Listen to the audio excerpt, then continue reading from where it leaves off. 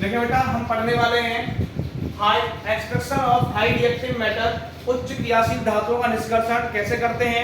तो इसमें बेटा सबसे पहला मेथड एक ही आता है, इलेक्ट्रोलाइसिस, जिसको हम बोलते हैं विद्युत अपघटन। अब होता कैसे है, देखो मैंने जैसे ले लिया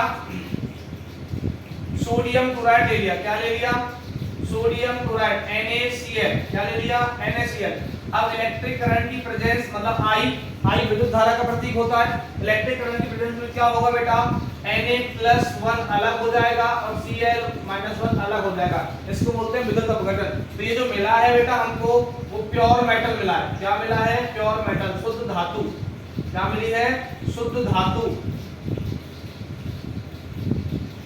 ठीक है, तो अत्यधिक क्रियाशील धातुओं का निष्कर्षण विद्युत अपघटन विधि के द्वारा किया जाता है। और अत्यधिक क्रियाशील धातुओं में पोटेशियम, सोडियम, मैग्नीशियम, एल्यूमिनियम और कैल्शियम आते हैं। ठीक है, याद रखना बेटा, high reactive metal will be extracted by the electrolysis method.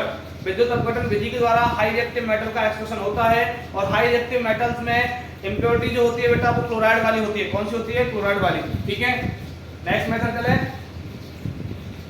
देखें सेकंड मेथड।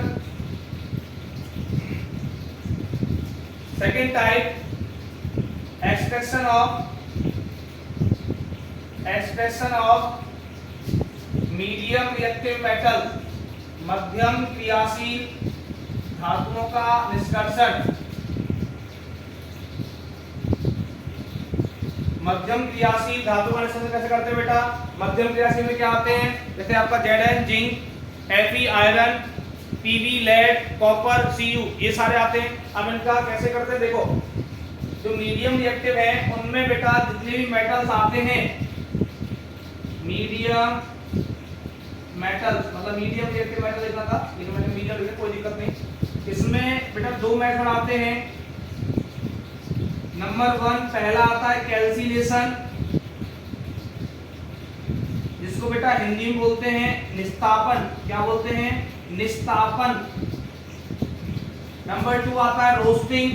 क्या आता है, रोस्टिंग, जिसको बोलते हैं बेटा भर्जन। क्या बोलते हैं, पूछा गया क्वेश्चन है भर्जन के बारे में, अक्सर आता रहता है। तो दोबारा देख ले बेटा कि मीडियम रिएक्टिव मेटल जो मध्यम क्रियाशील धातुओं हैं, मध्यम क्रियाशील धातुओं में एक्सट्रैक्शन मतलब निष्कर्षण के दो मेथड आते हैं। पहला निस्तापन कैल्सिनेशन, दूसरा रोस्टिंग भर्जन।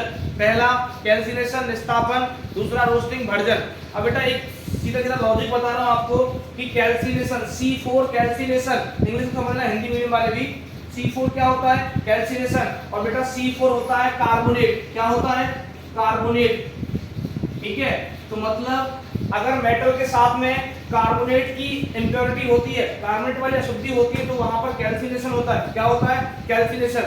और मोस्टली कैल्सिनेशन हो मतलब निस्तापन हो या रोस्टिंग भर्जन हो, दोनों का मतलब बेटा हीटिंग होता है। क्या होता है, हीटिंग, गर्म करना। चाहे आपका कैल्सिनेशन हो, निस्तापन या रोस्टिंग भर्जन हो, दोनों का मतलब होता है बेटा गर्म करना, हीटिंग करना। और हीटिंग बेटा दोनों में हीटिंग का डिफरेंस है वो बताने वाला हूं मैं। आप ऐसे याद रखें कि C4 होता है कैल्सिनेशन और C4 होता है कार्बोनेट। तो जिन मीडियम रिएक्टिव मेटल्स में कार्बोनेट वाली इंप्योरिटीज होती है उनको प्योरीफाई करने के लिए या फिर एक्सट्रैक्ट करने के लिए अपन कैल्सिनेशन मेथड का यूज करते हैं। और जिन मीडियम रिएक्टिव मेटल्स में सल्फाइड वाली इंप्योरिटी होती है, बचा क्या, सल्फाइड वाली जो इंप्योरिटी होती है उनके एक्सट्रैक्शन के लिए बेटा अपन रोस्टिंग मेथड यूज करते हैं। लेकिन दोनों में डिफरेंस क्या है कि कैल्सिनेशन मेथड जो होता है उसमें हीटिंग करते हैं, रोस्टिंग में भी हीटिंग करते हैं, मतलब निस्तापन में भी गर्म करते हैं और भर्जन में भी गर्म करते हैं। दोनों में डिफरेंस ये है कि बेटा रोस्टिंग जो होता है इन प्रेजेंस ऑफ ऑक्सीजन होता है। जो रोस्टिंग है वो इन प्रेजेंस ऑफ ऑक्सीजन होता है, O2 की प्रेजेंस में होता है। और ये बेटा ये एब्सेंस ऑफ O2 होता है।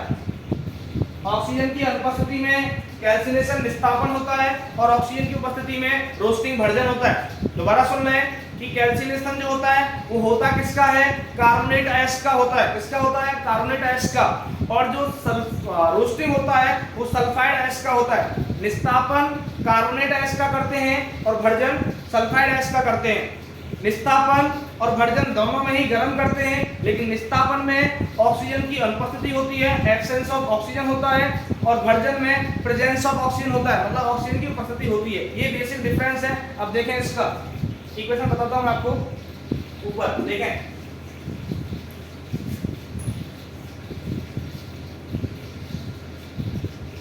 देखिए बेटा, जैसे मैंने मीडियम रिएक्टर में ले लिया जिंक कार्बोनेट ZnCO3, ठीक है।